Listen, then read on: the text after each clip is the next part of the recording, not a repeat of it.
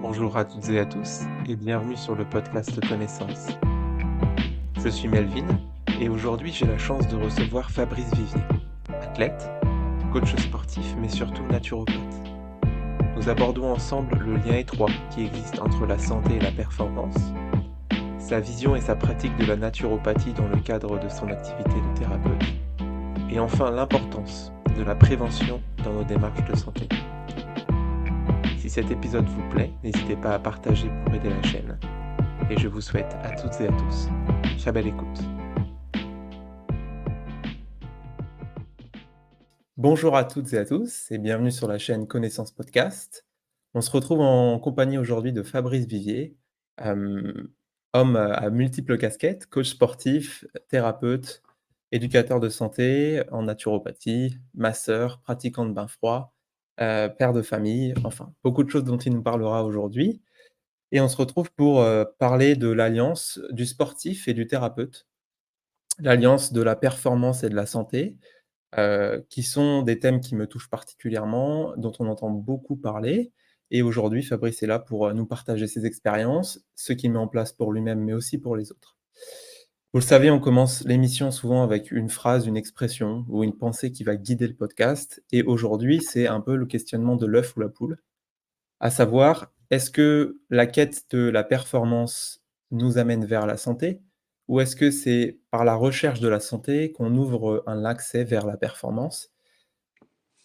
Fabrice, à ton tour maintenant de te présenter et pour ceux qui ne te connaissent pas encore, de faire, un récapitulatif de ton parcours et de ce que tu proposes et ce que tu expérimentes.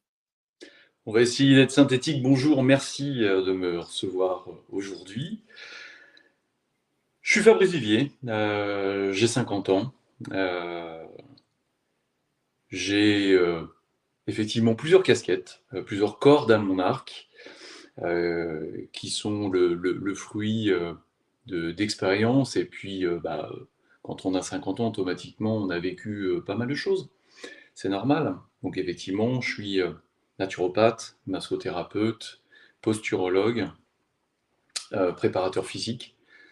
Et puis je suis également, dans ma vie personnelle et privée, sportif, athlète. Voilà.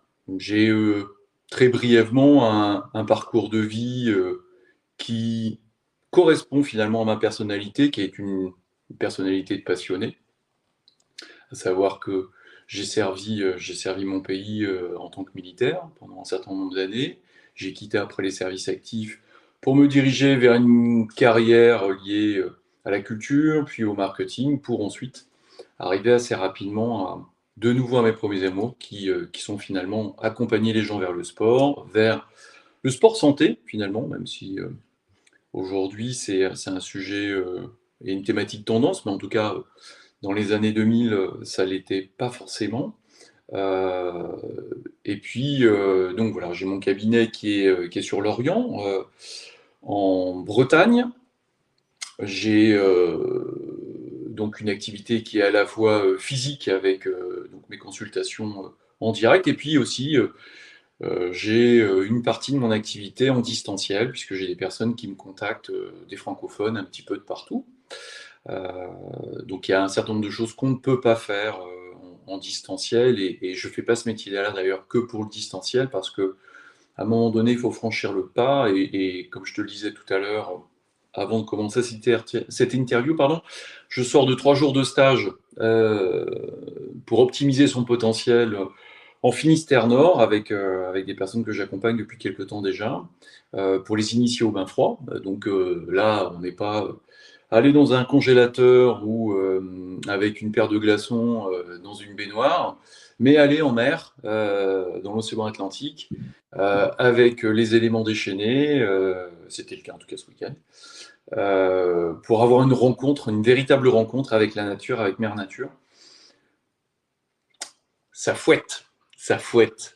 Et puis, dans ces stages-là, chaque fois, ça me permet aussi de travailler sur l'alimentation, de travailler sur l'activité physique et sportive en extérieur, avec ce qu'on appelle l'hébertisme. Donc, c'est ni plus ni moins que faire du renforcement musculaire en extérieur avec ce que l'on a sur soi, ce que l'on trouve, son poids de corps.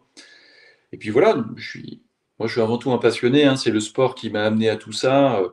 Comme je le disais en amont, j'ai une petite carrière sportive avec de l'endurance, des sports de combat, et puis aussi plus récemment du culturisme, où j'ai pendant un certain nombre d'années eu la chance de pouvoir faire pas mal de podiums. Et puis là, depuis octobre, c'était ma dernière compétition et je suis sur un nouveau challenge qui est de repartir vers les sports d'endurance et en l'occurrence des préparations pour des triathlons. Et notamment des triathlons un peu de l'extrême, dans évidemment des conditions comme le Norseman, c'est-à-dire en eau froide, à faire du vélo quand tu as des rafales de vent, des températures très très basses. Hein, bon, bref, voilà. Sortir de sa zone de confort, faire en sorte que le véhicule qui est notre corps puisse à chaque fois nous surprendre puis avoir cette passion-là, quoi. Voilà, véritablement. Et j'aspire, en toute humilité, pouvoir démontrer simplement qu'il n'y a pas d'âge pour pouvoir faire ça. Que l'on ait 25, 35, 55, 65 ans. J'ai des personnes que j'accompagne qui ont 65, 70 ans et qui ont une pratique sportive au quotidien, qui vont désormais maintenant se baigner en mer ou en eau froide ou qui ont un congélateur, qui font attention à leur alimentation et avec une aspiration à pouvoir vivre autant que possible longtemps et dans des conditions idéales de pleine santé. Voilà. C'était une longue présentation, pardon. C'est le synthétique, quand on se lance, des fois, ça dure un petit peu. Merci beaucoup, en tout cas, pour cette présentation. Beaucoup de choses, intéressantes déjà, notamment, sur la santé, sur préserver la santé à long terme. C'est quelque chose dont on va parler, plus tard, dans le podcast. J'écoutais justement une interview, aujourd'hui d'un chercheur québécois qui travaille sur le vieillissement et il disait que l'enjeu, c'était d'arriver à maintenir des capacités physiques, de guérison, de performance et cetera, d'un certain âge avec un delta. C'est-à-dire que quelqu'un qui a 70 ans, s'il a, fait attention pendant une bonne partie de sa vie à plusieurs paramètres, il devrait être capable d'avoir une santé d'un homme de 50 ans lambda, en fait. Très, très intéressant. Donc on est capable de faire beaucoup de choses jusque très tard. La première question que j'ai envie de poser, donc aujourd'hui dans ce podcast santé et performance, et c'est à titre personnel que je parle là pour le coup, de toutes mes recherches, de tout ce que j'ai vécu, de mon parcours sportif, il y a énormément de dogmes dans, le sport. Énormément de dogmes, ça peut aller, par exemple, de la quantité de calories qu'il faut ingérer quand on veut, développer une masse musculaire, ça peut aller à des régimes drastiques, ça peut aller à des méthodes de sommeil, à beaucoup de choses différentes et c'est toujours dans cet objectif de performance. Qu'est-ce qu'on va mettre en place pour atteindre la performance? Et la première question que j'ai envie de te poser, elle permet de prendre un petit peu de recul par rapport à tout ça. Toi qui es un sportif naturel, donc qui ne cède pas par exemple de la chimie ou d'autres protocoles pour pouvoir performer plus loin. Est-ce que tu peux, pour tout le monde, différencier ce que va être la performance naturelle de la performance qui n'est pas naturelle? Parce que je pense qu'avant de parler des dogmes et de ce qui navigue un petit peu autour de ce sujet, c'est de retrouver un petit peu la raison sur ce que, qu'est-ce qui est naturel, qu'est-ce qui ne l'est pas? Et puis ensuite, on pourra décortiquer du coup, qu'est-ce qu'on peut mettre en place quand on veut faire les choses naturellement et atteindre des niveaux de performance que le corps humain, le potentiel, nous délivre au quotidien. Bien sûr, même si on n'a pas encore toutes les réponses et qu'on en découvre toujours davantage. Moi, j'ai pas réponse à tout et je ne suis pas possesseur d'une vérité ultime. J'ai simplement 25 ans d'expérience et, euh, et c'est plus là-dessus que je vais pouvoir intervenir. Par la performance, il faut entendre plusieurs choses. Est-ce qu'on veut performer par rapport à l'endurance? Est-ce qu'on veut performer par rapport à la puissance, par rapport à la force, par rapport à la récupération? Tout ça sont des choses complètement différentes. Et donc, du coup, la préparation d'un sportif sur le sujet va dépendre de ses objectifs. Si on est dans une dynamique d'endurance, le poids de l'individu va être important. Alors, il y a un juste équilibre, évidemment, pour ce dernier, mais il ne faut pas évidemment qu'un marathonien soit en surcharge pondérale ou ait un poids relativement élevé. Moi, je fais plus de 90 kg pour 1,85 m. Je n'ai pas le profil pour faire des marathons. Il faudrait que je perde une bonne dizaine de kilos assez facilement. La même chose pour quelqu'un qui va faire de la force athlétique par exemple. On ne peut pas envisager raisonnablement d'avoir un gabarit de crevette et de pouvoir soulever des charges très très lourdes. La physiologie, elle peut par ailleurs de l'individu. Quelqu'un qui veut faire justement de la force et qui est avec des petits segments aura plus d'avantages que quelqu'un comme moi qui est ectomorphe avec des segments longs. Bref, en fait, tout ça, ça va dépendre de ce que l'on veut faire, de qui on est à l'instant où on veut le faire. Et à partir de là, on va adapter à la fois notre préparation sportive, et donc nos entraînements, à la fois nos récupérations, et à la fois notre alimentation. Effectivement, sur les dogmes, alors avec l'expérience que j'ai essuyé tous les plâtres, moi aussi je suis rentré là-dedans, et encore, aujourd'hui, ce qui est terrible, c'est qu'il y a un débordement d'informations, il y a même beaucoup trop d'informations qui sont rarement sourcées. Il y a beaucoup de personnes qui s'autoproclament connaisseurs d'un savoir et ils ont 2, 3 ans d'expérience et c'est souvent des expériences qui leur sont propres, qui sont personnelles. Il faut bien comprendre parce que une chose, c'est que c'est pas parce que tu arrives à faire quelque chose sur toi que ça va fonctionner sur une autre personne. Ça fonctionne pas comme ça. On est tous foutus pareil, mais on régit tous différemment, tant sur l'alimentation que sur les entraînements. Et d'ailleurs, un bon préparateur physique, ça va être quelqu'un qui, dans le même esprit qu'un thérapeute, va avoir une bonne écoute, va avoir une bonne analyse, une bonne adaptabilité et une bonne réactivité, par ailleurs. Donc, toute cette partie-là va nécessiter donc une écoute, une mise en place d'un cahier des charges pour pouvoir optimiser donc la performance attendue, de l'endurance, de la force, de la récupération. Voilà. Et donc, je disais tout à l'heure que moi aussi j'ai essuyé les plâtres. J'ai fait partie de ceux qui mangeaient 1 kilo de fromage blanc le matin, pensant que le fromage blanc était extrêmement riche en protéines. Je me suis gavé également de protéines industrielles, on va pas citer de marque, mais de magasins de sport qui vendent des pots de protéines. J'ai consommé de la créatine, de la L-carnitine, des BCAA, pensons bien faire en fait, parce que les bouquins Muscle et Fitness, le monde de la course, enfin bon, bref, les ouvrages que j'avais à l'époque dans les années 90, voire même 2000, mettaient en avant tout ça, parce que les athlètes mettaient en avant tout ça.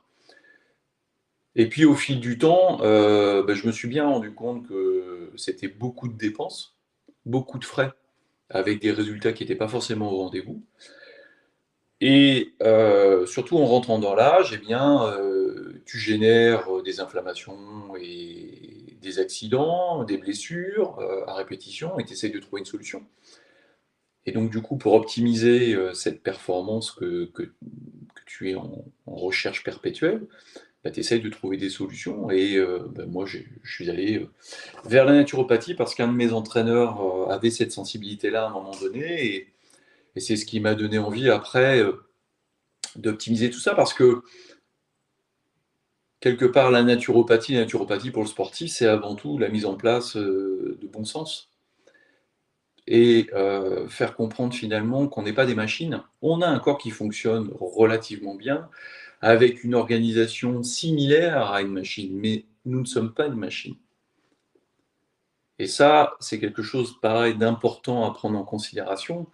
Euh, nos émotions, nos réactions par rapport aux différents stress, les stress environnementaux, les stress de l'alimentation, les stress du quotidien, sont à prendre en considération. Et j'ai également découvert, en étant athlète et athlète sponsorisé, que très souvent, quand on lit des écrits, quand on voit des posts de sportifs qui font la promotion de supplémentation, Eh bien, ils le font tout simplement parce qu'ils sont financés pour le faire.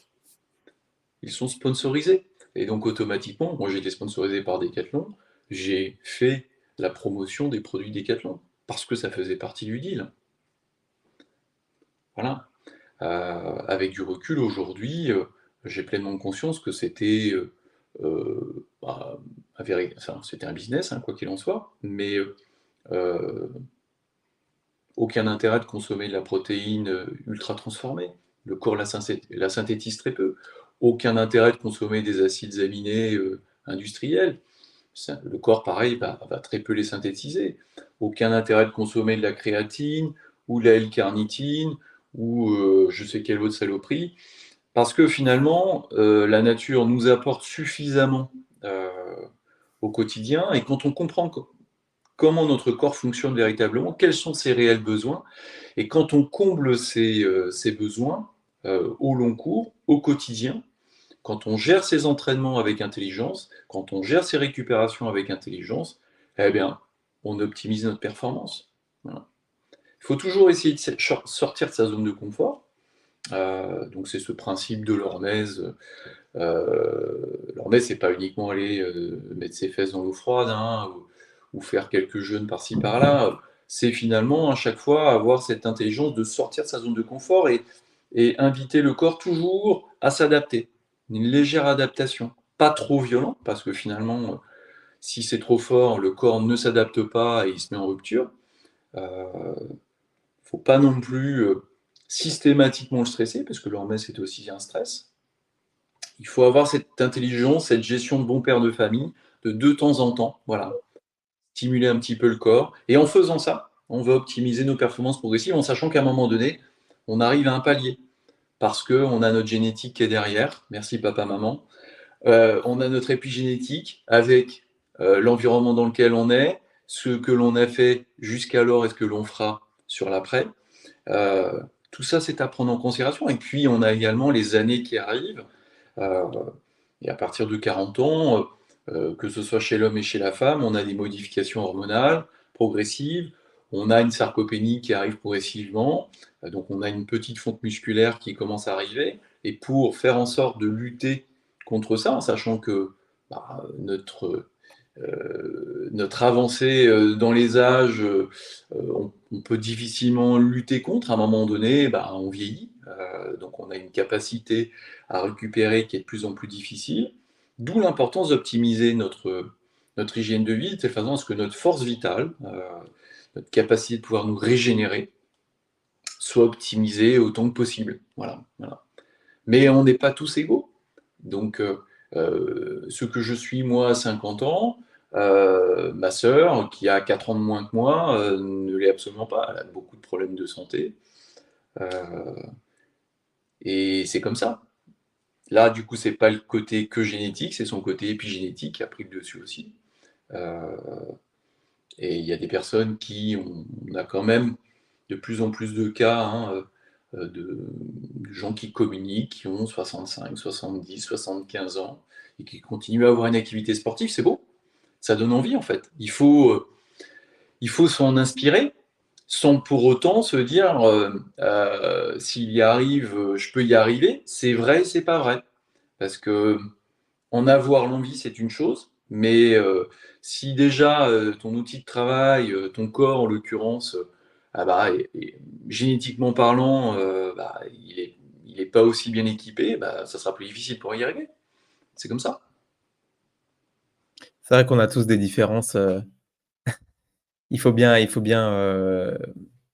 en prendre conscience. Après c'est difficile parce que, je pense qu'à une certaine époque, on avait beaucoup moins de points de comparaison avec, le reste du monde. Aujourd'hui, même si on ne veut pas forcément, aller dans la vie des gens nous est projetée au visage en permanence et ça fait le lien avec ce que tu disais sur, les dogmes dans lesquels tu as pu tomber, sur le fromage blanc, sur les compléments alimentaires, en disant: «C'est toujours pour une recherche, une amélioration de ma performance que j'essayais, voilà, des BCAA, de la créatine, de la L-carnitine, des protéines industrielles» et puis donc c'est finalement cette recherche de performance qui amène à de l'ajout de l'addition dans notre quotidien. Et puis, tu parles rapidement, bah, d'inflammation, de blessures, de problèmes qui vont t'empêcher, en fait, de continuer ta progression, hem, pleinement et du coup, ça t'amène à une réflexion qui te dirige vers la naturopathie et c'est très, très intéressant parce que, personnellement, c'est le sentiment que j'ai moi, hem et quand on parle de point de comparaison avec autrui, c'est que notre société quand même, qui est une société de consommation, tu en as bien parlé, c'est un business, et tout acte de consommation commence par un désir et donc un sentiment d'incomplétude et tout ce système autour tu le dis, des gens qui vont vendre des produits parce qu'ils ont été financés, parce qu'ils sont payés pour le faire, des gens qui vont mettre en avant certaines pratiques, en disant que ça fonctionne pour eux alors que derrière, ils font beaucoup d'autres choses qui leur permettent d'atteindre ce qu'ils prétendent. Tout ce problème-là, à mon sens, développe en fait notre incomplétude qui est à la fois bénéfique parce qu'en étant incomplet, je vais chercher, je me motive à l'action. Mais aussi, cette incomplétude, si elle est comme toute chose, si elle est trop omniprésente, on s'y perd et c'est là qu'on tombe dans des choses qui sont complètement à l'écart du bon sens, comme s'envoyer 1 kilo de fromage blanc le matin. Mais quand on y pense, j'ai été le premier à faire des choses comme ça et je voilà, je vais pas le cacher, j'ai fait des choses comme ça, à prendre, des shakers, de gainers avec, des glucides tirés de maïs OGM, enfin des choses qui sont complètement folles. Mais c'est parce qu'on premièrement parce qu'on ne sait pas et parce qu'on est aussi tiré vers ce: «Je suis capable de, il faut que j'aille chercher» et comme tu le dis, il y a un moment donné où il y a un point de rupture, il y a un petit switch qui fait que: «Ah, là, il faut que je retourne vers le bon sens. Peut-être que le chemin sera plus long». Peut-être qu'il faut que j'accepte que ce qu'il est capable de faire, je pourrais pas le faire pareil, peut-être que je peux faire d'autres choses. Mais retrouver du coup la performance, mais par le prisme de la santé. Et la deuxième question, elle rejoint ce point-là, c'est où est-ce que nous mène la quête de performance? Est-ce que la performance est quelque chose dans le sport santé qui doit être une priorité? Ou est-ce que ça va plutôt être, la conséquence, de la pratique du sport santé? Je vais te répondre comme un Normand, en fait, hein. Ça dépend de ce que tu cherches. Est-ce que tu es un sportif professionnel? Et donc dans ces cas-là, c'est ton métier et la performance, c'est la condition sine qua non pour conserver ta position, ton job, ni plus ni moins, et tes financements. Est-ce que c'est, un sport plaisir? Et dans ces cas-là, la priorité, si effectivement la performance est importante, mais c'est surtout et avant tout le plaisir, heu, que tu vas, que tu vas avoir à pratiquer au quotidien, à te préparer pour aller jusqu'à l'événement, la compétition ou pas d'ailleurs. Heu, voilà, mais avant tout, en tout cas pour ce qui est en France, il y a très peu de sportifs qui vivent, de leur sport. Heu, il y a les footballeurs, mais c'est un peu l'exception qui confirme la règle, hein, quelques cyclistes, quelques rugbyman, quelques tennisman, mais généralement, même des athlètes, qui vont aux JO, ont un métier à côté. J'en connais plusieurs, hein, plusieurs amis, qui font les JO, qui font les JO de 2024. Ils ont un métier à côté, parce que, déjà, ils préparent leur après, carrière et puis, on a besoin d'avoir, les conditions idéales pour pouvoir, pratiquer son sport et vivre, aussi, quoi. Et tout ça pour dire que, hem, je pense que la plupart des personnes qui nous écoutent font du sport par plaisir et même si on est en quête de performance, c'est pour, chercher un idéal ou, se comparer effectivement à quelqu'un, que l'on estime, que l'on suit, tu parlais de points de comparaison tout à l'heure. C'est vrai que moi, je suis quelqu'un des années, allez, je me suis fait, fin des années 80, début 90, donc avec, des athlètes qu'on voyait, surtout au cinéma, moi je suis la génération véritablement la génération Stallone, la génération Arnold, la génération Dolph Lundgren, la génération Van Damme. Je suis vraiment là-dedans, à part entière et donc c'était mes idoles, mes icônes. Donc évidemment quand ces gars-là, te disaient ce qu'ils faisaient en entraînement, tu faisais la même chose, même si c'était du pipeau, complètement, complètement. Mais voilà, tu es naïf, comme je le disais tout à l'heure, internet n'existait pas, on avait uniquement que des magazines, des revues sur lesquelles on s'abonnait. Ce qui est quand même dingue. Il faut quand même savoir que les compétitions, quand elles avaient lieu, on avait souvent les résultats des compétitions plusieurs mois après, par le biais des magazines. Ça n'a rien à voir avec aujourd'hui, tu vois? Aujourd'hui, tu peux suivre des compétitions en temps réel, c'est fou. Mais aujourd'hui aussi, on édulcore énormément. Il n'y a qu'à voir TikTok, Instagram, Facebook, on voit que du beau. C'est le monde de Barbie. C'est pas la réalité. C'est pas la réalité. Quand moi je communique sur les réseaux, à chaque fois on me propose des filtres, on me propose un certain nombre de trucs, je mets rien, ou alors si je mets un filtre, c'est uniquement parce que c'est un truc rigolo, puis ça permet un peu d'être en mode déconnade avec des lunettes à la con. Mais, euh, mais la plupart du temps, ce qui est sur les réseaux sociaux, c'est du fake. On montre une toute petite part de la réalité. Moi, j'ai fait quand même plus de 25 compétitions de culturisme, par exemple, à des gros niveaux. C'est dur, c'est éprouvant. Quand j'ai quelqu'un qui me sollicite pour un accompagnement, pour faire une compétition, euh, tous ceux qui sont passés par mon intermédiaire pourront témoigner. Je les invite à bien réfléchir. Je leur dis la vérité sur le sujet, c'est-à-dire que ça va être 4 mois, 5 mois très éprouvants, très durs. Pas forcément sur l'entraînement en tant que tel, mais sur l'alimentation, sur la récupération, sur le mental à préserver, à tenir, pour au final récupérer au mieux une médaille, au pire rien du tout, si ce n'est la satisfaction d'avoir participé à un événement, et puis avoir dépensé aussi beaucoup d'argent, parce que ça coûte très cher. L'après-Covid d'ailleurs a fait énormément, enfin le Covid par lui-même a fait énormément de mal sur tout ce qui est compétition, puisque les organisateurs ayant perdu beaucoup de sponsoring, les athlètes ayant perdu beaucoup de sponsors, euh, eh bien les compétitions coûtent beaucoup plus cher, en tout cas pour ce qui est du culturisme, à faire, donc les inscriptions, puis tous les faux frais inhérents. J'ai perdu mon fil là, et du coup dans mon propos, mais ouais, tout ça pour dire que par rapport à ces points de comparaison et ce monde de Barbie, il faut avoir du bon sens, quoi. On peut pas avoir un physique écorché tout au long de l'année. On peut pas euh, avoir une condition folle et être tout le temps en pleine forme, à fond, à fond, à fond, du 1er janvier au 31 décembre. C'est pas vrai, ça marche pas comme ça. On ne peut pas tenir une alimentation stricte, exigeante tout le temps. C'est pas possible. On est obligé à un moment donné de lâcher l'affaire. Alors, il faut être vigilant, il ne faut pas lâcher l'affaire trop longtemps, mais il faut de temps en temps lâcher prise. Les personnes que j'accompagne en préparation, même en naturopathie, je leur dis à chaque fois, faut laisser tomber les dogmes, justement. Faut pas être extrémiste. Faut pas rentrer dans cette dynamique. Alors après, c'est des questions philosophiques, mais ça y est, demain, je me mets à plus manger de viande. C'est une connerie. Demain, je fais du jeûne intermittent. C'est une connerie. Demain, je vais me baigner en eau froide tous les jours. C'est une connerie. On est dans des extrêmes. On est dans des extrêmes.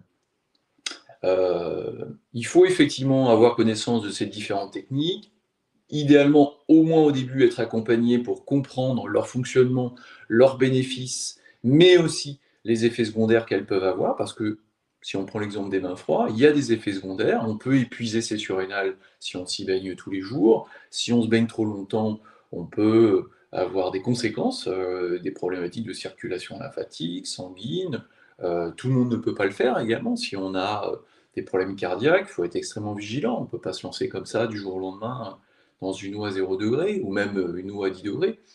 Il y a des protocoles en fait.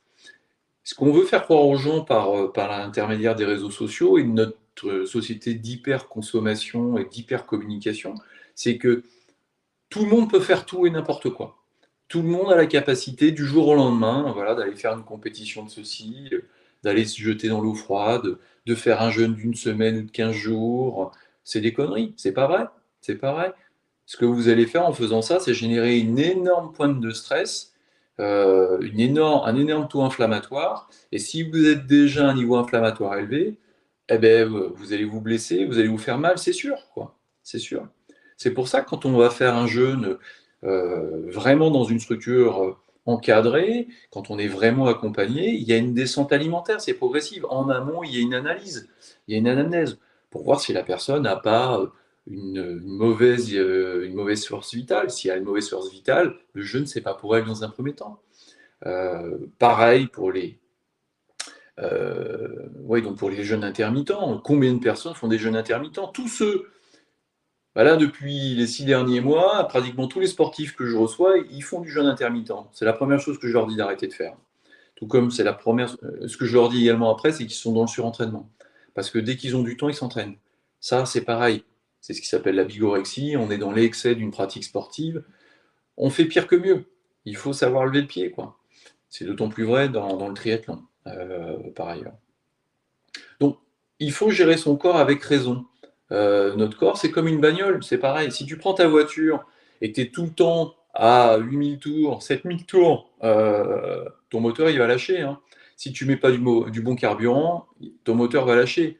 Si tu fais jamais reposer ta voiture sur une distance de 2000 km, ton moteur va chauffer, il va lâcher. Bon, la comparaison avec une voiture, elle est intéressante parce que on l'entend mieux finalement comme ça. Euh, Même si, comme je le disais tout à l'heure, notre corps n'est pas une machine, il a les fonctionnements similaires. Donc voilà, il faut vraiment, si on veut optimiser ses performances, si on veut optimiser sa santé, effectivement mettre en pratique certains principes, être accompagné dans un premier temps. Moi, je prends tout le temps un entraîneur pour une compétition, même si parfois certains d'entre eux ont beaucoup moins d'expérience que moi pour ce qui est des compétitions, mais j'ai un regard extérieur. Et ça, c'est super important. Et ça, c'est vrai que c'est quelque chose qui se perd, hein, parce que, comme tu dis, il y a beaucoup d'informations. Du coup, on est conforté, hein, par toutes ces informations. On est un peu perdu et ça amène notamment, au fait que les gens font les choses seuls. Parfois, c'est bien parce que quand on est seul, on fait à sa sauce, on expérimente, c'est intéressant, mais il y a aussi des aspects négatifs au fait qu'il y a certaines pratiques, qu'on veuille nous le faire entendre ou non, tout le monde ne peut pas les pratiquer de certaines manières du jour au lendemain et être accompagné, avoir quelqu'un qui a de l'expérience dans le suivi de personnes dans cette pratique, parfois ça peut être bien. Heu, de mon expérience en tant que coach sportif en salle, il y a des choses qui me paraissent évidentes et en fait, au fil des discussions avec les gens, à force de prendre certaines personnes en charge, de constater de certaines choses, je me rends compte qu'il y a le b.a-ba n'est pas là du tout. On est déjà on tergiverse autour du sommet de la montagne alors que la base, il faut y revenir, quoi. Il faut commencer tranquillement, comme tu le dis, du bon sens et c'est vrai qu'avoir un accompagnement, même en tant que personne qui a déjà expérimenté. Bien sûr, j'ai pas l'expérience ni l'âge que tu as pour pouvoir le dire, mais, je planifie mes propres entraînements, je fais de la programmation et parfois, je prends plaisir à ce que quelqu'un programme pour moi.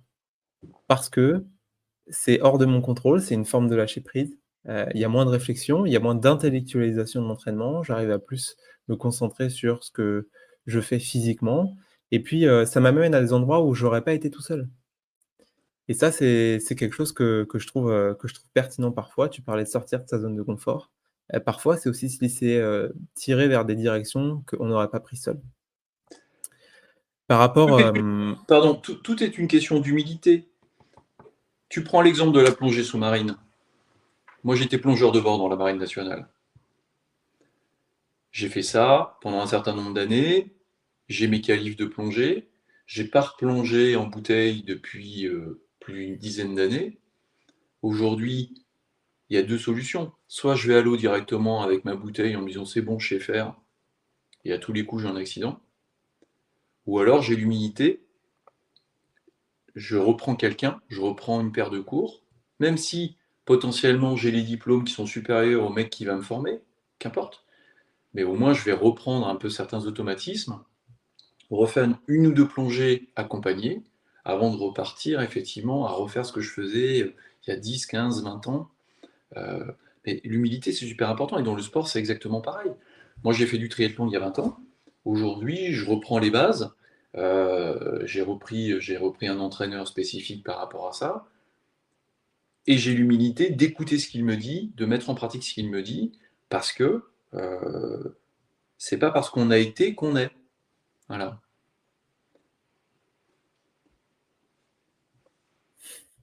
Il paraît et la chanson dit: «Quand on est con, on est con». Mais c'est vrai que c'est pas Ouais, parce qu'on a ouais, été ouais. Alors c'est pas moi j'utilise pas cette expression-là. Je dis, on ne transforme pas un âne en cheval. Voilà. Mais c'est pareil, ça veut dire la même chose. Mais Ouais. oui, tu vois, tout est une question de bon sens, de patience. Pareil, si on veut performer, ce que j'évoque à chaque fois auprès de mes patients et des personnes que j'accompagne en sport, c'est patience, rigueur, détermination. Par ces principes-là, on arrivera, tout ou partie, à son objectif. Mais si tu es pas patient, si tu as pas la rigueur, si tu es pas déterminé, tu n'y arriveras pas. C'est sûr, c'est sûr. Et il y a pas de chemin de traverse, des raccourcis, ça n'existe pas. Les raccourcis, si on prend l'exemple du culturisme, il y en a par le biais des injections non autorisées.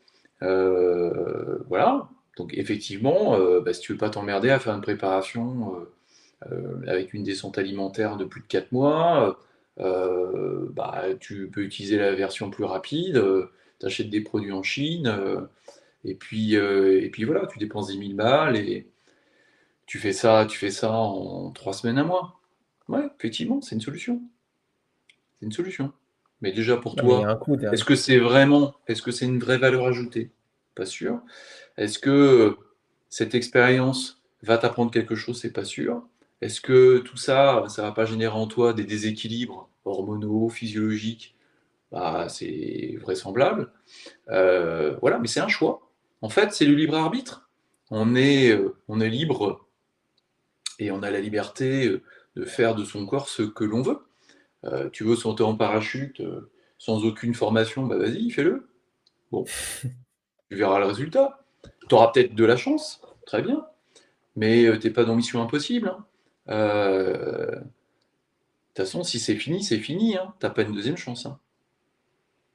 Après, ça pose le problème effectivement, comme tu dis, chacun son corps, mais ça pose le problème aussi, hem, si on prend l'exemple de quelqu'un, qui prend des produits, qui va dire: «Voilà, je fais les choses correctement et cetera, je prends pas de produits». Il y a le problème des conséquences, c'est-à-dire qu'à partir du moment où on a des auditeurs et qu'on prêche certaines choses en masquant une partie de la vérité, c'est pas juste notre corps. On a un impact sur la décision que vont avoir les gens et ça pose plus de problèmes et c'est aussi une des raisons pour lesquelles, l'idée de cette chaîne m'est venait souvent à mon esprit et puis j'ai décidé de le faire parce que, je pense qu'on est dans comme tu l'as dit, un environnement où l'information est omniprésente. À ton époque, c'était difficile d'accéder à l'information. Elle venait pas à toi, il fallait aller la chercher et c'était pas facile et on devait se contenter de ce qu'on avait. Aujourd'hui, heu, on n'est même plus à l'ère du tri, on est presque à l'ère du rejet, c'est-à-dire qu'il faut aussi savoir dire stop à l'information parce qu'on ne peut pas tout assimiler et puis ensuite, bien sûr, faire le tri et l'idée de cette chaîne, en fait, c'est que toute connaissance pour être partagée, elle doit être expérimentée. À un moment donné, si on reste que dans la théorie, ça fonctionne pas parce qu'on peut en parler pendant des années, il y a pas de problème, mais il faut bien qu'à un moment donné, quelqu'un mette en pratique ces connaissances, les expérimente, se les approprie avant de pouvoir les partager et évidemment, avec l'humilité de savoir que c'est pas parce que ça a fonctionné sur moi que ça fonctionnera sur toi. Mais en tout cas, ce qui est vrai, c'est que c'est bien de tester des choses par soi-même.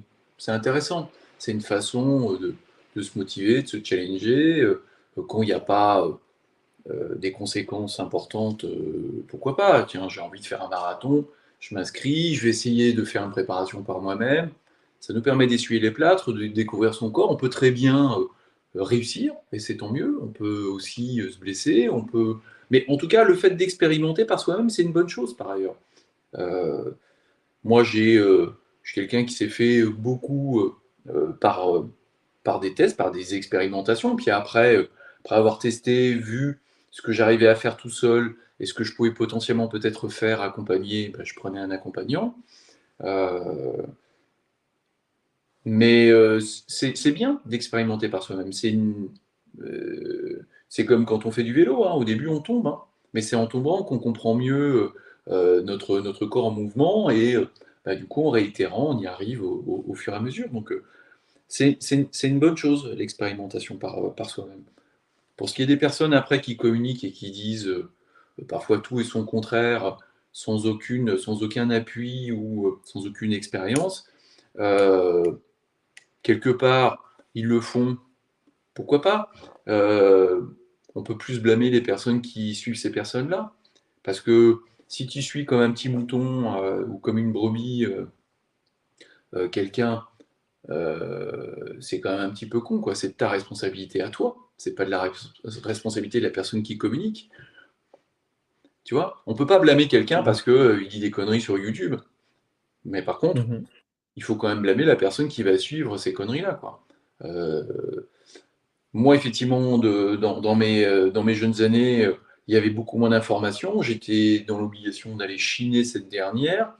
Et puis dans les salles de sport, par exemple, il y avait vraiment des passionnés. Les salles de sport étaient tenues soit par des athlètes, soit par des passionnés et pas par des financiers. Donc la donne était aussi complètement différente.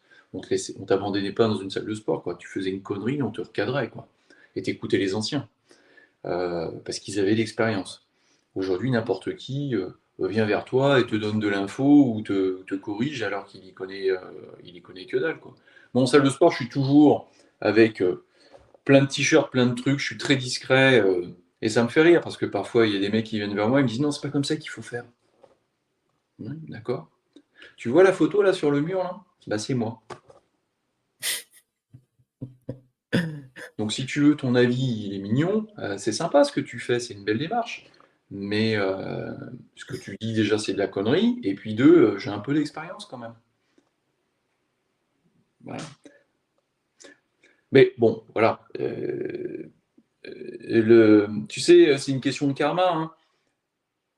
Si tu dis bleu alors qu'en fait tu manges noir, voilà. OK. On va parler, de la santé maintenant, un peu plus, de la naturopathie et puis, des choses que alors je te demanderai pas forcément les choses que tu mets en place toi, puisque ça reste ta vie privée, mais en tant que thérapeute, éducateur de santé, praticien naturopathe, quels sont les conseils que tu pourrais donner, les conseils assez larges, que tu pourrais donner afin de préserver, de retrouver la santé? Tu parlais de niveau inflammatoire tout à l'heure, si tu peux, voilà, développer un petit peu ces sujets-là. Bah, je vais développer et je vais être très synthétique pour le coup.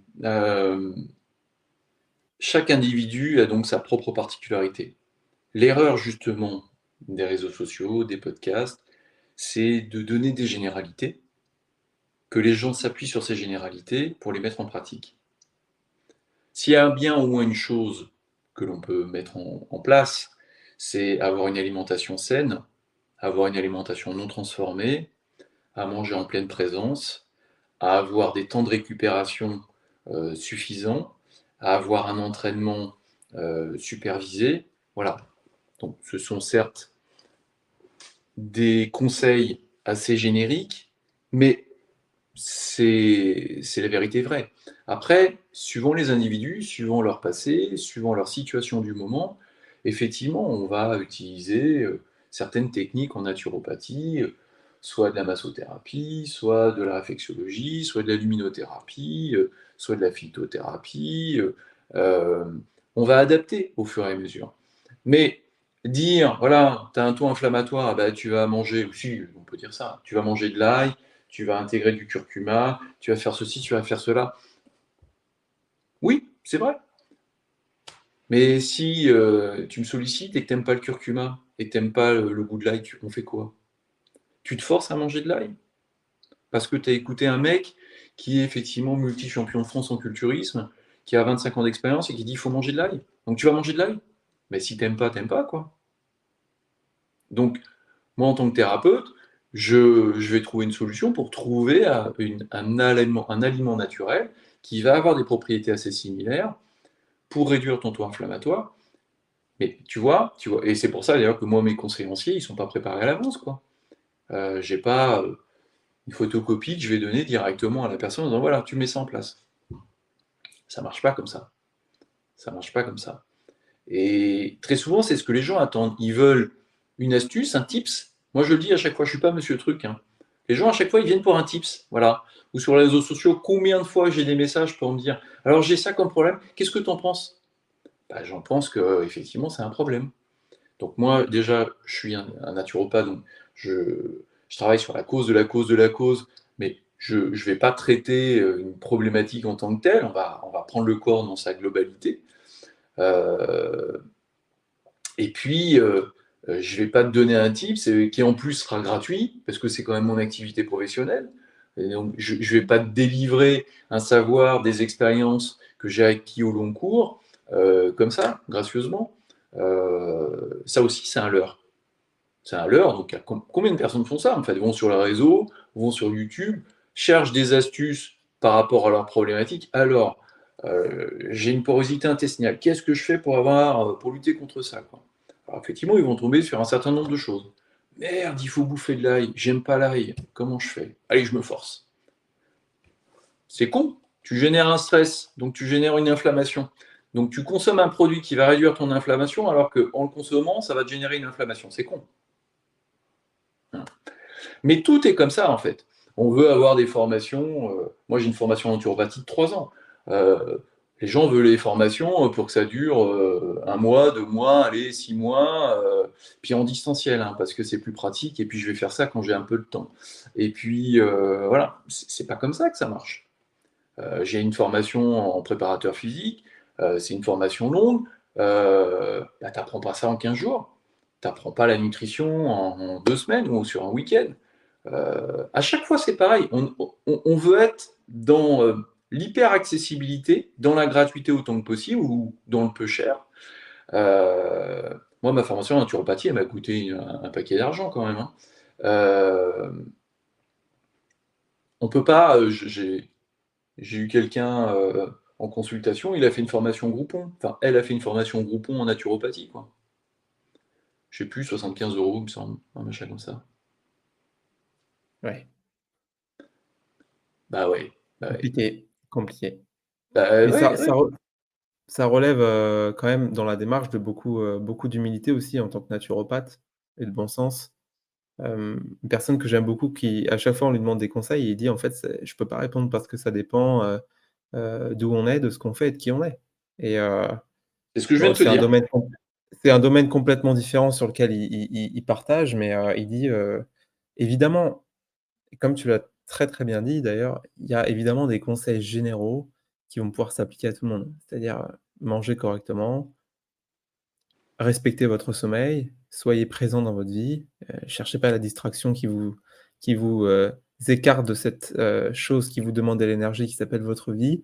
Hem, Mangez simple et pas de produits transformés. Évidemment, ça peut s'appliquer à tout le monde, mais c'est vrai que, par exemple, tu parlais du jeûne intermittent et il y a beaucoup de sportifs, comme tu le dis, qui pratiquent le jeûne intermittent et pour qui ça fonctionne, puis il y en a aussi beaucoup d'autres pour qui ça fonctionne pas.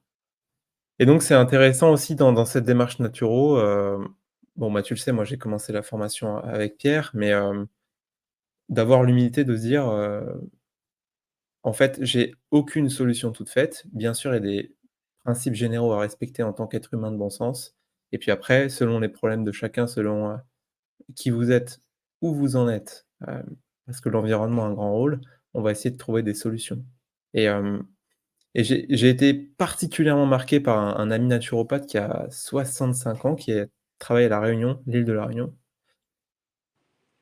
Lui, il fait, bon, beaucoup d'alimentation, il travaille aussi beaucoup sur, quelque chose qui lui tient à cœur, il travaille sur la génétique, et la psychogénéalogie aussi. Qu'est-ce qu'on hérite un petit peu, son principe à lui, c'est de dire, voilà, si jamais vous avez un père, une mère, que, vous êtes une cellule, que vous êtes la naissance de ces cellules et que vous développez un corps et cetera et que vous arrivez à tirer des caractéristiques physiques de ressemblance, il est évident que la ressemblance et les caractéristiques que vous tirez de vos parents ne seront pas que physiques. Il y a d'autres choses sur lesquelles, on a, un pouvoir si on commence déjà par aller les regarder en face et donc c'est un travail qui pratique beaucoup et il m'avait parlé d'une dame qui avait, une maladie chronique, handicapante.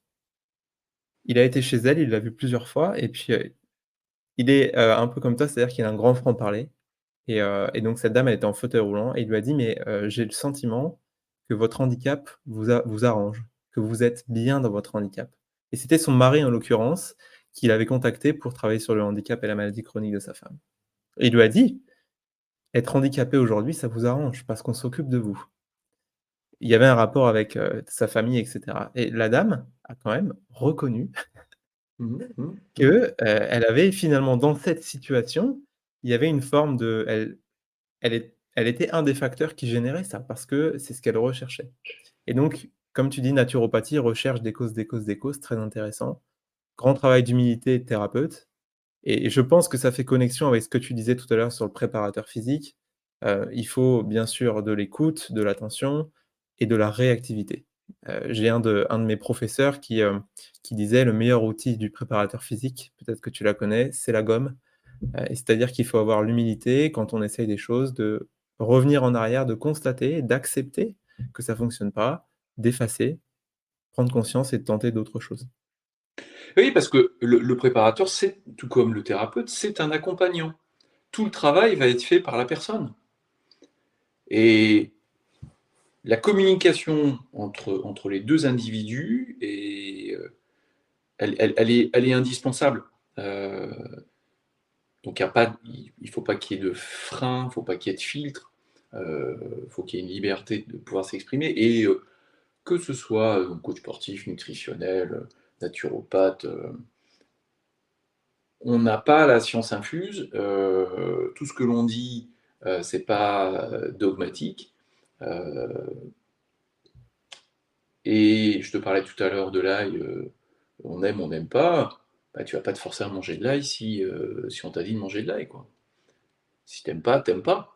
Heu, tout comme, voilà, tu me poses une question sur une problématique inflammatoire, j'évoque une prise alimentaire, toutes les 3 heures et puis, le mec qui écoute, qui est VTC, qui passe une grande partie de son temps assis dans sa voiture, à faire des courses et quand il a le temps, bah, de pouvoir aller s'entraîner, il se dit: «Mais attends, mais moi je fais comment là? J'ai des courses tout le temps, à quel moment je vais pouvoir manger toutes les 3 heures, quoi? C'est pas possible». Donc effectivement, toi, ton job, il est de pouvoir s'adapter à la situation, de l'individu. Ah OK, tu as des courses, on va trouver une solution pour que tu puisses quand même t'alimenter sans que ça génère de problématiques dans la pratique de ton activité, et que ça interfère avec, la relation que tu as avec tes clients. Donc c'est pour ça que cette, généralisation du propos, c'est un vrai souci. J'ai beaucoup de confrères naturopathes sur Instagram notamment qui communiquent. Mais alors déjà, moi il y a un truc, hein, bon, chacun fait comme il veut, hein, mais un thérapeute qui communique avec 3-4 posts par jour, moi je me pose une simple question: à quel moment tu travailles? Et tu travailles pour quoi? Tu travailles pour faire des vidéos ou tu travailles en consultation? Tu peux pas faire les 2, hein, c'est pas possible, hein. Là, il y a un problème. Donc si j'avais un conseil à donner, il est ce qu'il est, mais si tu cherches un thérapeute et que tu es fan, d'une personne qui communique énormément, bah, tu peux être fan, mais peut-être que cette personne n'est pas la meilleure pour toi, parce que si elle passe plus de temps à faire des vidéos qu'à, faire des consultations, voilà. Et puis les consultations, c'est une pratique au long cours, au quotidien.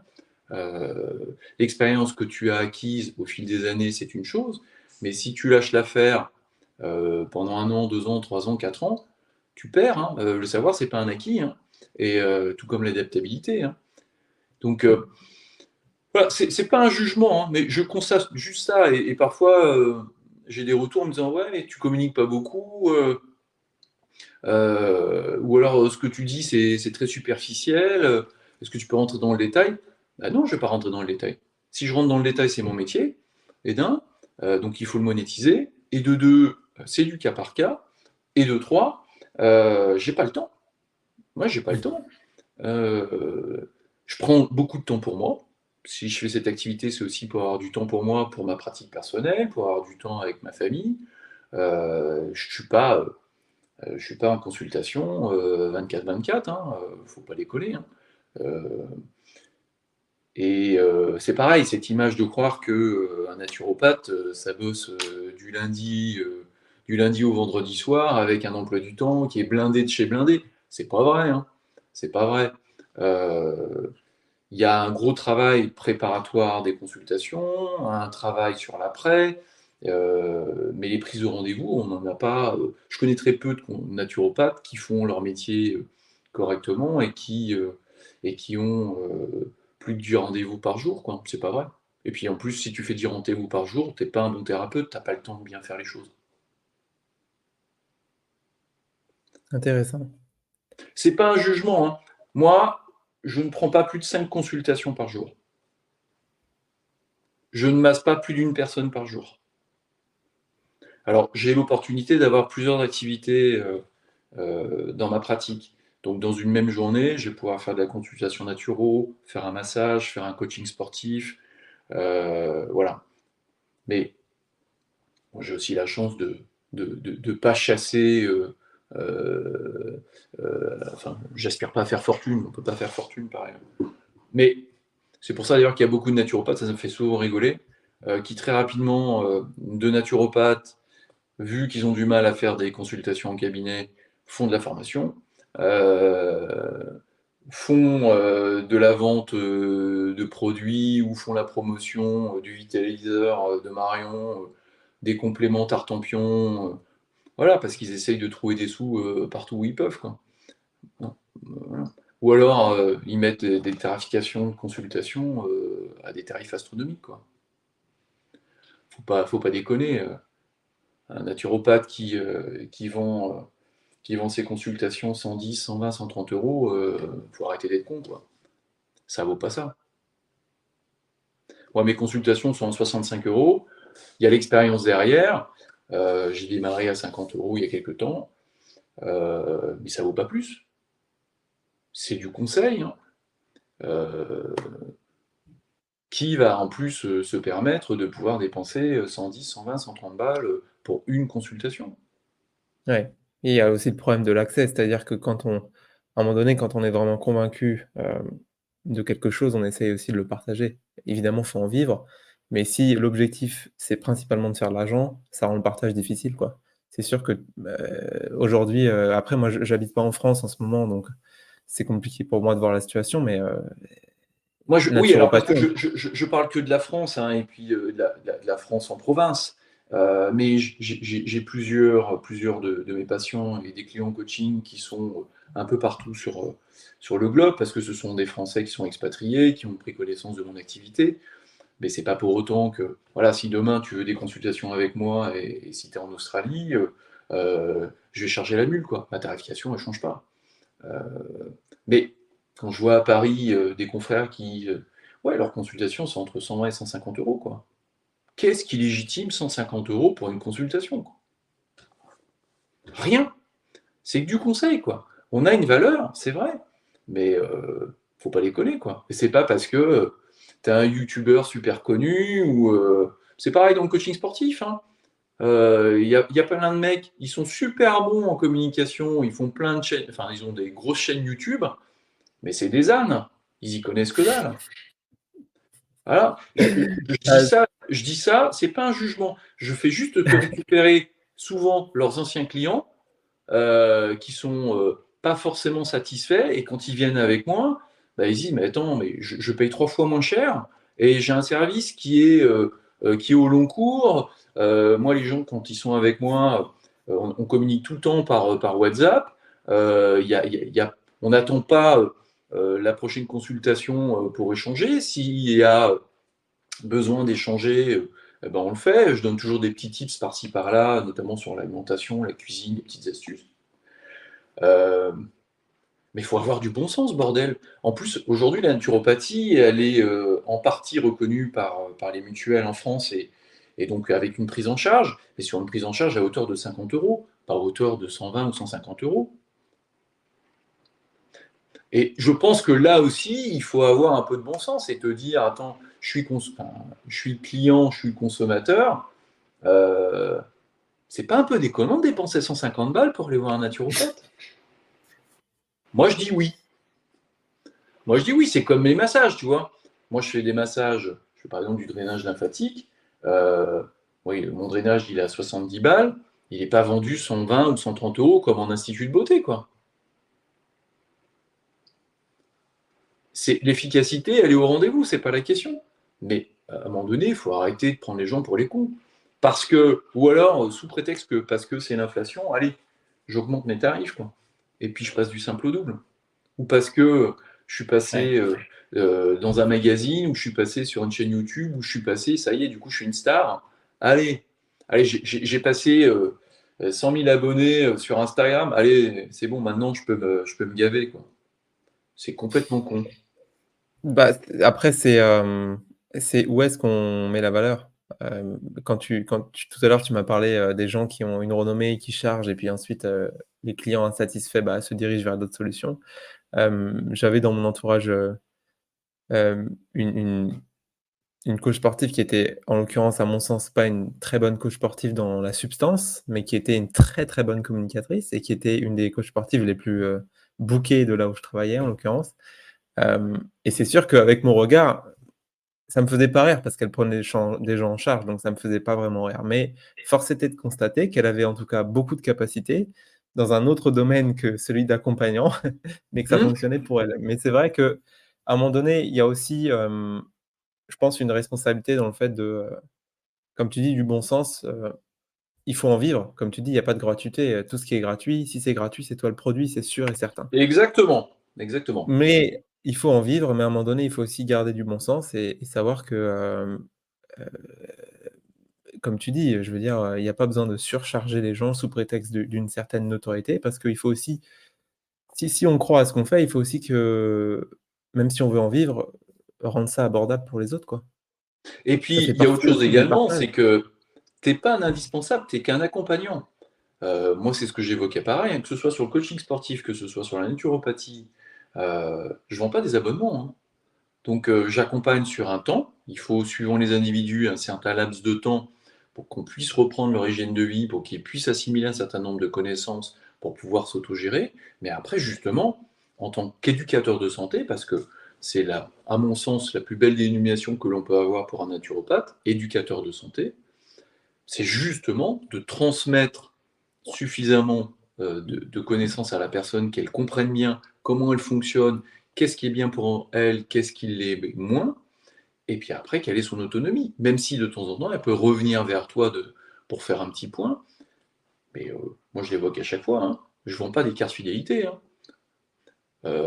Voilà, alors même si je travaille avec des personnes, mais c'est plus sur le coaching sportif au long cours, euh, parce qu'il y a des projets, parce qu'il y a une dynamique qui leur permet de tenir toujours le cap, parce qu'elles ont peur, si elles lâchent l'affaire, de retomber dans leur activité ou dans leur pratique antérieure. Euh, mais on n'est pas des indispensables, quoi. Après, on rentre dans la dynamique des gourous, quoi. Mais tu sais, moi, j'aurais aimé aussi en école de naturopathie qu'on me dise la vérité, hein, qu'on me dise que bah, il y a beaucoup de propositions en naturopathie et il y a peu de personnes qui en vivent vraiment. Moi, j'étais sur une promo de 100 personnes. De ce que je sais, euh, on est à peine 10 à continuer d'exercer aujourd'hui. Et sur les 10, il y a une bonne partie qui vivote. Euh, Moi, si j'avais pas les différentes cordes à mon arc, si je devais faire que de la naturopathie, j'aurais fermé le cabinet. C'est intéressant, intéressant. Parce, parce que bah, alors il y a eu l'après-Covid, il y a eu le Covid, il y a eu l'après-Covid, où les gens se sont mis un peu en question, puis là, bon, ça y est, c'est oublié, quoi. Mmh. Euh, et puis pour peu qu'en plus les médias cassent un peu de sucre sur cette activité, tout comme sur l'homéopathie, tout comme c'est la médecine traditionnelle chinoise, bon bah voilà, t'es mis en mode catégorie paria, et puis voilà, puis t'es surtout pas remboursé. En France, la sécurité sociale, c'est un vrai problème. T'es consommateur en fait. Tu vas chez le médecin, ça te coûte rien, ou alors 1 ou 2 euros. Voilà, tu vas chez un naturopathe, merde. T'es obligé de sortir de l'argent de ton porte-monnaie, quoi. C'est un grand débat, la sécurité sociale. Hem, il y a quand même beaucoup de gens en France, hein, qui aujourd'hui commencent à dire, la sécurité sociale, en fait, comme ça rejoint leur mèse, l'excès de confort tue le vivant. Mais bien Excès sûr, de confort tue le vivant et le fait d'avoir une sécurité sociale qui rembourse tous les maux, fait qu'on ne se préoccupe plus presque de prévenir ces maux et de dire en fait la naturopathie, tu dis: «J'ai plusieurs cordes à mon arc», voilà, préparateur physique, masseur et cetera, qui sont à mon sens, hein, des branches en fait de cette santé naturelle qu'on représente en tant qu'accompagneur et qu'éducateur de santé. Mais c'est vrai que, par exemple, en France, vous avez, une entorse, vous allez chez le médecin, vous paierez pas l'attelle, si tant est que l'attelle soit nécessaire, vous paierez pas le médecin, vous paierez rien de tout ça. Et puis, votre entorse va partir et puis vous la referez 2 mois plus tard parce qu'il y aura pas eu de travail post-entorse. Parce que pourquoi votre entorse est venue? Et en même temps, si jamais c'est sûr, si on vous apporte des solutions toutes faites, vous avez même pas à sortir d'argent pour le faire, pourquoi est-ce que vous iriez chercher en prévention la cause, la prévention? Et c'est évident que, bah, à mon sens, moi je suis convaincu parce que je veux aller vers cette voie, mais c'est sûr que rendre la santé, symptomatique, accessible, gratuite, facile, fait qu'il y a plus de recherche de la santé préventive, d'être en bonne santé, de pas attendre d'être malade. La santé, c'est pas l'absence de maladie, la santé, c'est bien plus que ça. Et c'est vrai que bon, après ça avance, hein, comme tu l'as dit, maintenant les mutuelles reconnaissent un petit peu en France apparemment, ouais, il y a il y a une prise en 75% des charge. mutuelles en France qui reconnaissent. Mais tu sais, moi, sur mes conseillers, l'entête, mon cabinet, il s'appelle cabinet de santé préventive. Tu vois? Et la naturopathie, c'est ça. C'est une médecine préventive, holistique, naturelle. Et si on est, bon, très souvent les gens vont voir un naturopathe parce qu'ils ont un problème de santé. Mais s'ils ne comprennent pas que la première chose que l'on va faire avec eux, c'est de ne pas traiter ce problème-là, mais de comprendre comment il fonctionne et pourquoi ce problème est arrivé, bah, s'ils ne comprennent pas ça, ils ne reviennent pas au deuxième rendez-vous, par exemple. Parce que pour eux, tu n'as pas répondu à la problématique. Parce qu'ils sont, ils sont restés dans ce mode consommateur et pas acteur. On doit être Très acteur de sa intéressant. santé. Si tu n'es pas acteur de ta santé, si tu ne te prends pas en main, et si tu attends des autres qu'ils t'apportent finalement des solutions toutes prémâchées, ah bah, c'est voué à l'échec, hein. C'est sûr, c'est sûr et j'ai vraiment envie, de voir ça évoluer, hein, dans les consciences. Mais Je c'est sais que ça évolue compliqué. déjà comme tu C'est ça prend du compliqué de temps. voir ça évoluer dans les consciences. Là, on est en automne, on va arriver bientôt à l'hiver. Combien de personnes me demandent, voilà, je veux prendre un rendez-vous pour préparer l'hiver, et qu'est-ce que je dois faire comme détox? Mais tu n'as pas besoin déjà de te détoxifier si tu t'intoxiques pas, premièrement. Deuxièmement, oui, après au printemps, il y a les sèves de bouleau, oui, il y a des cures spécifiques, mais à quoi ça sert? Pense à t'entretenir au long cours, au quotidien. En faisant ça au quotidien, tu as pas besoin de toutes ces conneries de pseudo-cures, quoi. Ça ne sert à rien. Ça sert à rien du tout. T'as pas besoin de te gaver. La phase Covid, là, c'était assez drôle. Les gens, ils buvaient carrément des huiles essentielles de Ravinsara, quoi. La meilleure façon de s'intoxiquer au niveau du foie, c'est complètement con. Il y avait même une pénurie de Ravinsara et de Titri. Bon. Mais on ne transforme pas un âne en cheval, hein. Donc, si la personne, elle est convaincue que le fonctionnement de la médecine allopathique, c'est comme ça que ça doit marcher, et qu'elle voit la médecine alternative, la médecine naturelle, comme une médecine allopathique naturelle, elle se trompe. Moi, je préconise, j'en vois balader poliment tous les laboratoires qui me sollicitent, moi, je préconise aucun complément naturel. Aucun. Aucun. Pas de gélule de magnésium ou de calcium ou je ne sais quoi. Alimentation naturelle. Je joue pas à l'alchimiste, quoi. Les micronutriments, c'est quand même une science très pointue. Je joue pas au con, quoi. Ça sert à rien. Encore une fois, c'est l'humilité, hein, de dire, la Oui, mais nature c'est la fait mieux simplicité. Et le marketing y est pour beaucoup. Je suis fatigué, je prends du magnésium. Voilà. J'ai un système immunitaire fragilisé, je prends du zinc.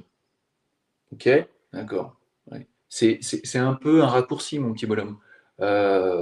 Et en plus de ça, si tu prends qu'un seul micronutriment, tu risques de générer d'autres troubles. Il y a un tableau que j'aime bien présenter en consultation euh, qui, euh, qui montre les interconnexions entre les différents minéraux, tu vois.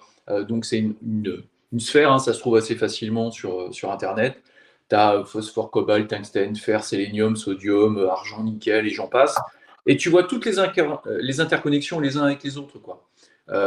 Et tu comprends mieux que si tu fais une supplémentation en zinc, ça va automatiquement avoir des répercussions sur ton soufre, sur l'aluminium, sur le cuivre, sur le calcium. Voilà. Et il faut prendre le corps dans sa globalité. Comme je le disais tout à l'heure, on n'est pas une machine, quoi. On va pas remplacer un petit écrou. Voilà. Le corps dans sa Intéressant. globalité. Puisque tu parles de cette référence, ça me fait penser à une question que je pose, dans le podcast, qui est: est-ce que tu aimerais partager avec nous, une référence? Donc ça peut être, une œuvre, ça peut être un livre, ça peut être un film, quelque chose qui t'inspire.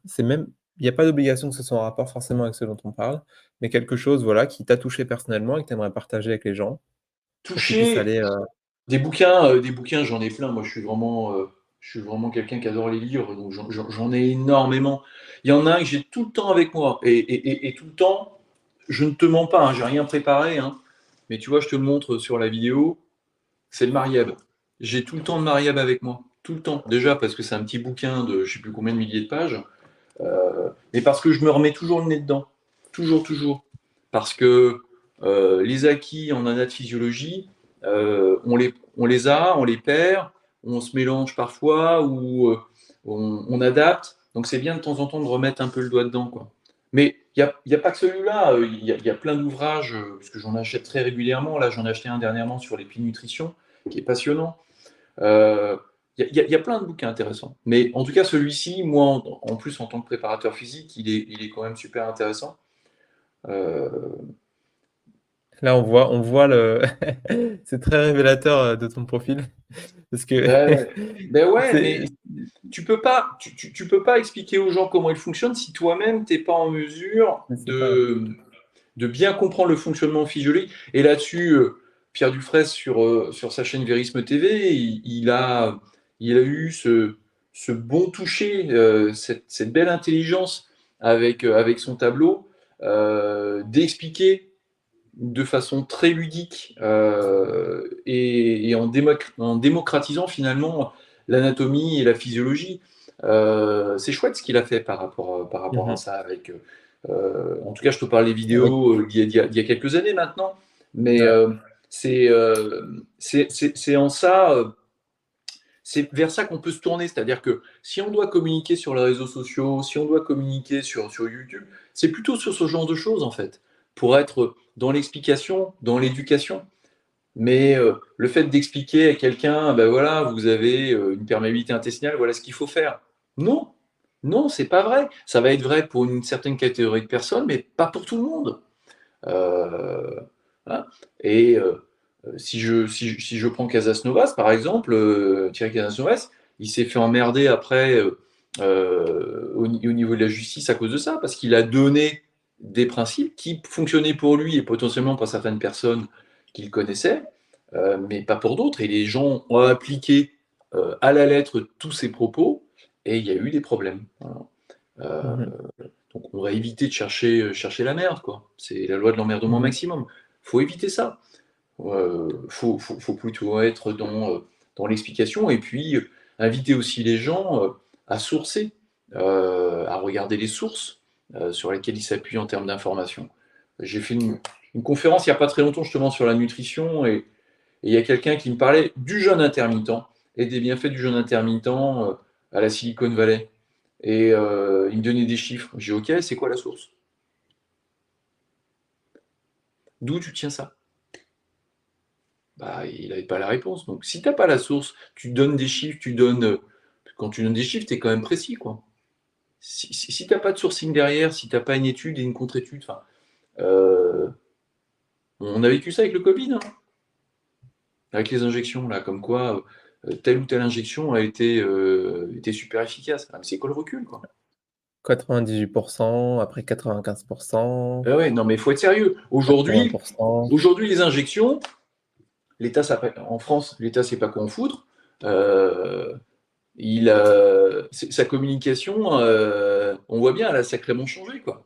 Moi, je fais partie de ceux qui n'ont pas voulu être injectés. Je l'assume pleinement. C'est pas que je suis opposé à la vaccination, d'une façon générale, mais je suis opposé à ce qu'on m'injecte quelque chose qui n'a pas été testé véritablement dans la règle de l'art, quoi. Et il n'y avait pas Mmh. d'urgence en plus. On n'était pas sur un truc qui était avec un taux de mortalité énormissime. Quand on voit la résultante au final, après 3 ans de recul, on voit bien qu'on nous a bien pipé les dés, quoi. C'est sûr, mais bon, il y a eu, bon, encore une fois, Et oui, la mais communication justement, autour de tout il faut avoir ça, ce recul, cette intelligence d'analyse. C'est-à-dire que, euh, moi je le dis, hein, je n'ai pas la science infuse, mais j'ai un peu d'expérience. Et du coup, quand on me dit quelque chose, ok, j'écoute. Mais c'est pas pour autant que je vais mettre en pratique tout de suite. Je vais comparer, je vais analyser, je vais voir si. euh, et après, par mon propre jugement, euh, je prendrai la décision de faire ou pas faire. De, En consultation, tout ce que je préconise, ce sont des choses que j'ai testées par ailleurs, sur moi avant tout, les mmh. recettes que je fais aussi par ailleurs. Euh, mais on peut, c'est compliqué cette société d'hypercommunication. Et je le comprends, hein, je le comprends parfaitement. Je vois bien les gens qui viennent en consultation, à chaque fois, ils sont souvent perdus parce qu'on leur dit tout et leur contraire. Mais dans la préparation physique et dans la musculation, mais combien de chaînes YouTube sont rigolotes, quoi? Parce que les mecs, ils disent n'importe quoi. Mais n'importe Comme quoi. et comme tu disais tout à l'heure, ça amène cette surcharge d'informations, ça amène à tout et son contraire, donc le cerveau n'est pas forcément très adapté pour gérer ça et ça va créer et générer des comportements extrêmes. Hmm. Ah On ouais. va tout de suite se diriger vers des solutions parce que perdu dans cette information, on veut s'extirper par une solution qui est miracle. Le problème, c'est que quand on se dirige vers un extrême, il y a 2 solutions, soit 10 de chances qu'on réagisse merveilleusement bien, soit 90 de chances que ce soit pas pour nous et qu'on en tire des effets secondaires pas forcément, salutaires. Mais je te parlais tout à l'heure des objectifs par rapport à la performance. Performer, mais Mmh. pour faire quoi?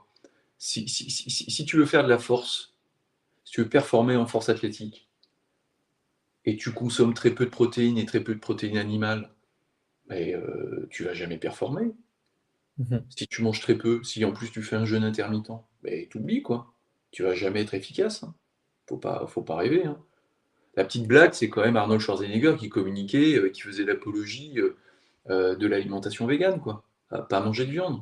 Non mais t'es sérieux? T'es sérieux? T'es un athlète qui s'est chargé comme un poney pendant des années. T'étais bien connu comme étant un bon vivant et à bouffer de la carcasse et de la viande. Et aujourd'hui, tu fais l'apologie du véganisme. Non mais faut arrêter d'être con, hein. Sérieusement. Non mais sérieusement, quoi. Mais c'est un leurre. Mais c'est pareil, c'est du quotidien.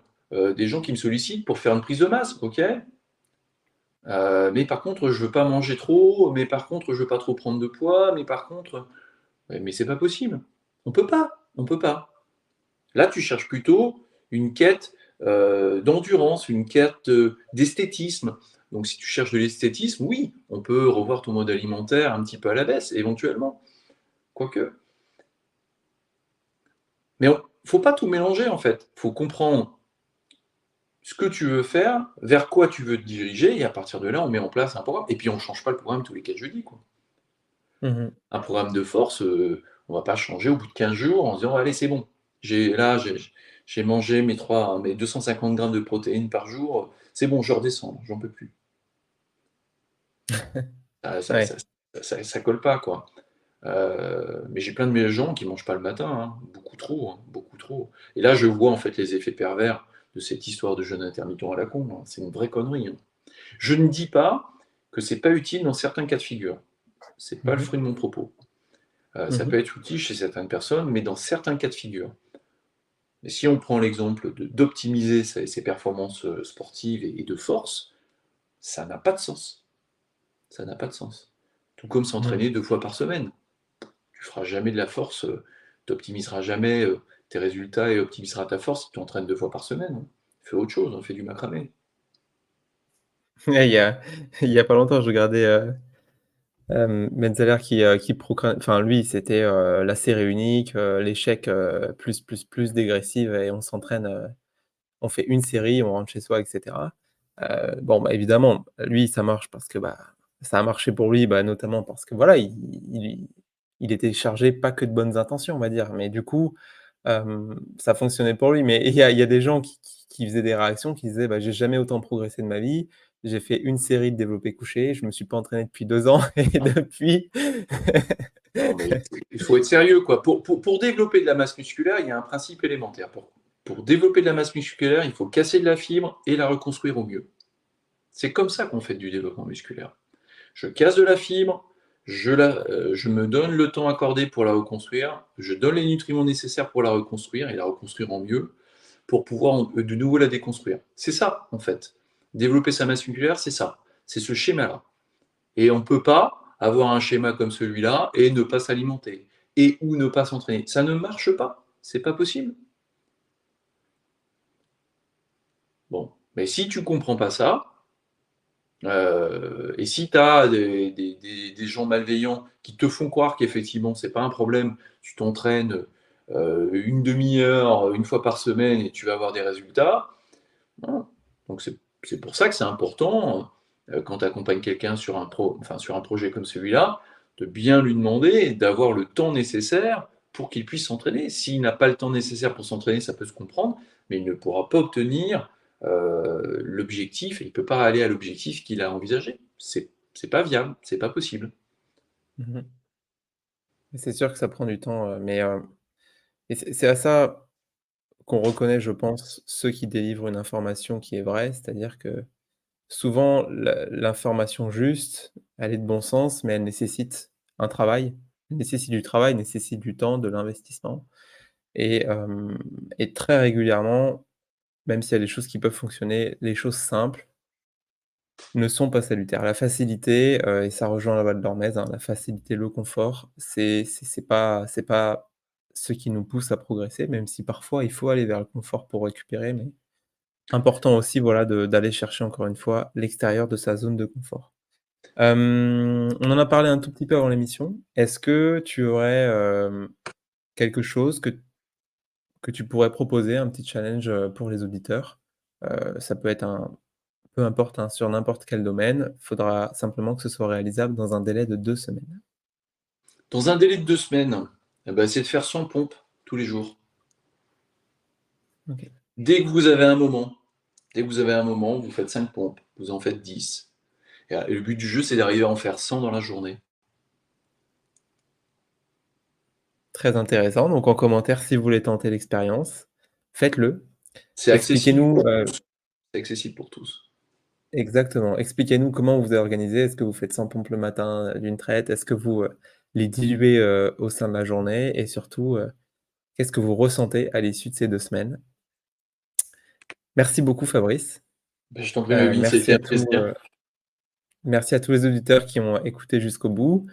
Et une dernière chose, avant qu'on se quitte, est-ce que tu aurais une recommandation, une personne dont tu penses que les connaissances et l'expérience gagneraient à être partagées, pour que j'essaie de la contacter et de l'inviter sur ce podcast?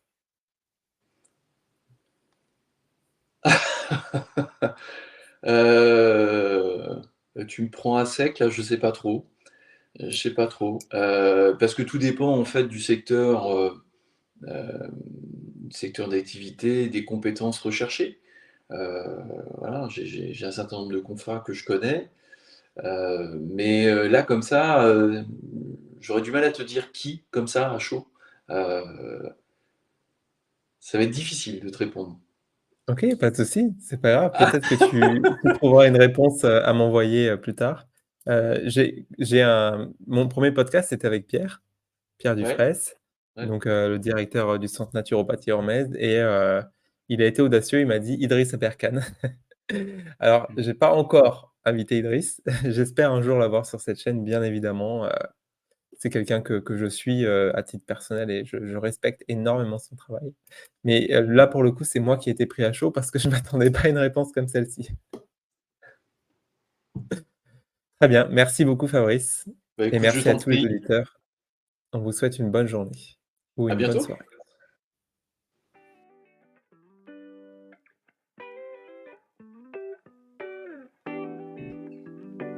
Merci à toutes et à tous d'avoir poursuivi votre écoute jusqu'ici. J'espère que les sujets d'aujourd'hui vous ont touché et ont inspiré des questions et réflexions. Si cet épisode vous a été utile, vous pouvez aider la connaissance à faire son chemin en partageant sur les réseaux bien sûr, mais aussi simplement en parlant autour de vous. C'était Melvin sur Connaissance Podcast. Je vous souhaite à tous une très belle journée.